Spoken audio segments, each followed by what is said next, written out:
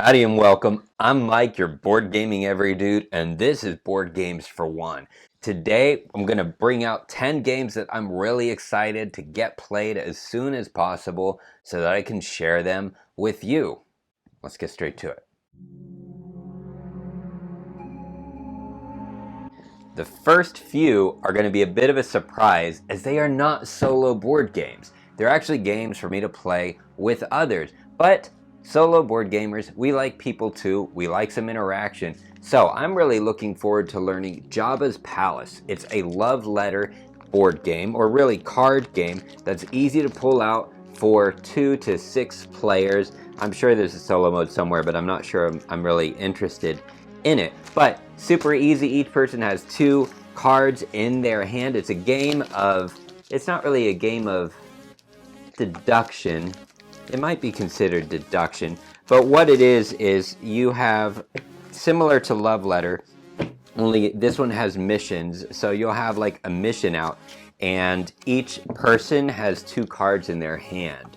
And what they do is they play one of those cards. They just put it down, read the instructions, and carry it out. So in this case, Jabba the Hutt. Choose another player. If they have a rebel in hand, they are out. So that's per round. So you play that means they're out of the round, okay? And then you pick up a new card, and it goes to the next person to the left. They play a card. So what you do is you try and get everyone else out, or you try to survive until the deck runs out and have the card with the highest number in your hand. That means you win that round. You win that round and you get like a little rebel or Jabba the Hutt Palace token. They're pretty cool.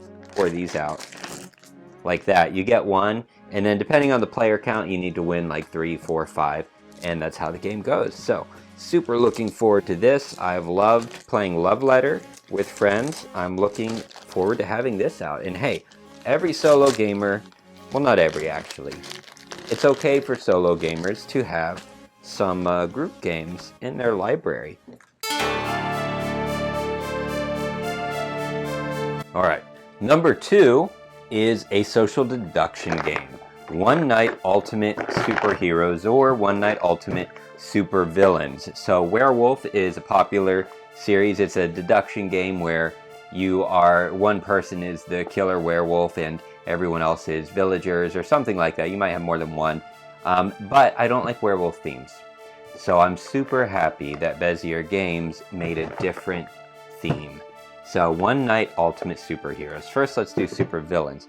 One, you don't need to buy both of these. I wish I'd known that. So let me help you with it. It's for 3 to 10 players. This is not a solo-only game, but I like having it around for those occasional times that there is a game night. It's rare, but it's fun.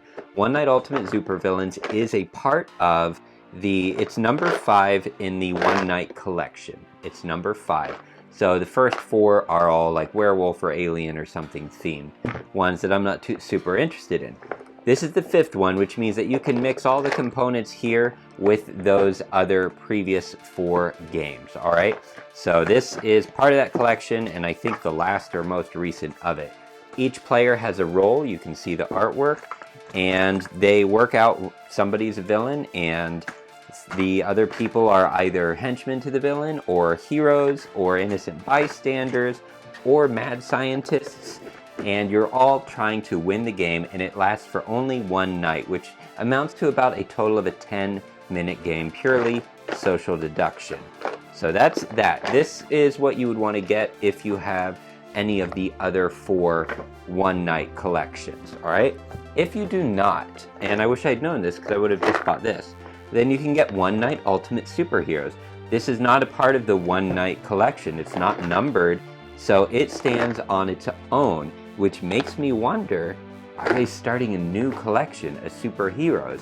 Because all the other ones you play kind of as bad guys, are they trying to make a good guys version? That would be pretty awesome. But anyway, the only difference is this has one hero character that is on his own team, the Family Man, that's not in here. And this has 1 or 2 supervillains that aren't in here. So no real difference, and these are what, $20, $25, something like that. So just get one of them. But anyway, I'm not going to run you through it because it's the exact same thing. It's about a 10-minute play. You can play several times over. You can see some of the artwork here of the heroes and mad scientist and your villains, and then you got your little tokens, right? So there you go. I am so excited about these. Really looking forward to play it. Let's go to the next game. All right, last game that doesn't come with a solo mode. Bear with me. Unmatched Jurassic Park. Come on. It's Dr. Sattler and T-Rex. Originally, it looked like it was going to be Dr. Grant. I was really sad that Dr. Grant wasn't in it, but you know what? Dr. Sattler is awesome. I will take it. This is an unmatched game. It's a 2-player only game. So I got to wait till I have a buddy to pull this out. But it comes with an arena, which is the scene in Jurassic Park with the Jeep at the T-Rex pen. At least that's what it looks like to me, because you've got the Jeep flipped over, which I thought more of as a Dr. Grant and the kids. I hope they do another Unmatched with Dr. Grant and Lexi and Tim. I would love that. But you got to see this. This is the T-Rex. This game is about $20 to $30. I don't remember the total amount, 20 to 30. But anyway, he takes up 2 spaces. So he introduces to Unmatched this 2-space gigantic creature. But it looks like it's, I don't know if it's Sundrop, but dude is like painted and shaded. It is fantastic. But the way Unmatched works, I haven't played it because I need another player. So, but I will get to it. It's basically a duel between 2 characters. You have a deck of cards and you battle each other until somebody wins. And you have a sidekick. If you're Dr. Sattler, you get Dr. Ian Malcolm as your sidekick right there. So super excited for this. It looks beautiful. It looks fun. It looks light, but it is 2-player only. Don't buy it for solo. I don't know if someone's made a solo mode, but it's just not intended for it. So I don't think it would work so well. Anyway, there we go. Next game.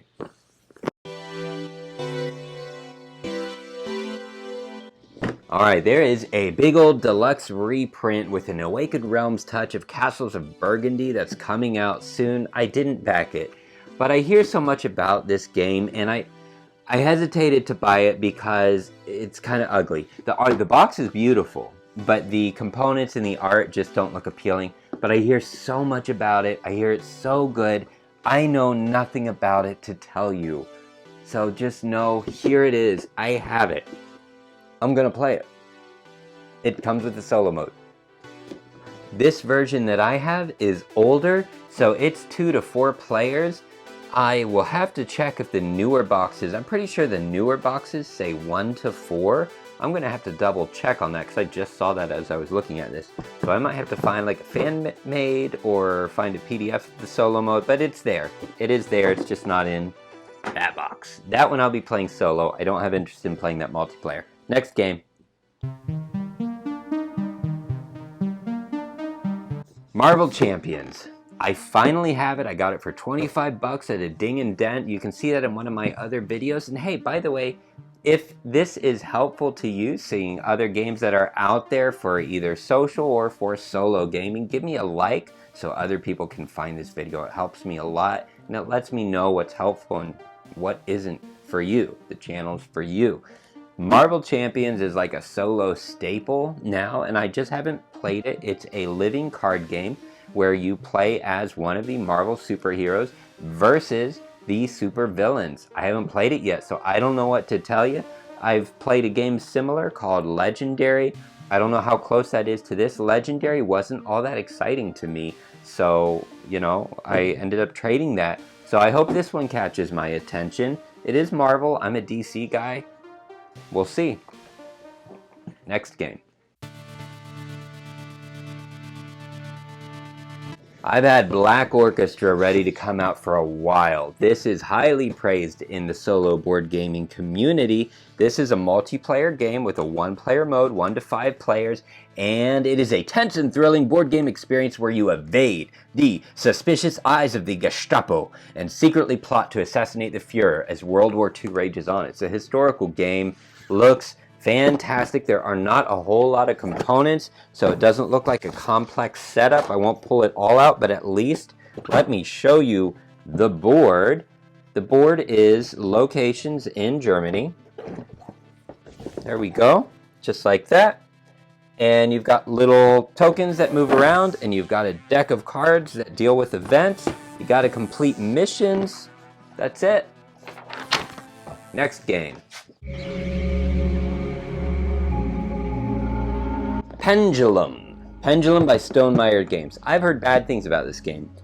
I don't know if I buy it because I'm super excited to try it out because it's got a real-time option where you have to flip over sand timers, and that's like all the time you have to do actions. I haven't figured it out yet, but it seems like you're moving sand timers all the time. I'm not sure if it's going to be like Rush MD or something like that, but anyway, comes with the solo mode. Stonemeier Games does fantastic solo modes. I have high expectations. The art in the fantasy world, the story, it all interests me, but especially just the real-time flipping sand timers, having to do things under pressure. So how long is the game?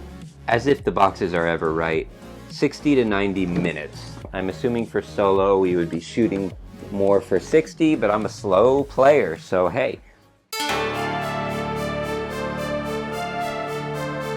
Last game. I lied, this isn't the last game, there's one more.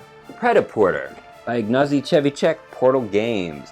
Fast fashion, that's right, it's a fashion game. You are running a fashion show, you're some kind of a designer. It's an economic game with direct interaction. Well, it's not a solo game, all right? But there is a fantastic, highly recommended, fan-made solo mode that I am looking forward to. So I'm torn between starting Predaporter, Pendulum, or this next game that's going to be coming out. But this one has been on my shelf. I really, really want to learn it. I just got to learn that fan-made solo mode. But I mean, come on. Fashion show, board game, I don't know why. I think it sounds super cool. And what will most likely be my next play, because I hear so much about it. A game that I am really looking forward to. It's in my collection. I bought it not knowing any hype at all. I just saw it on the shelf and thought, whatever.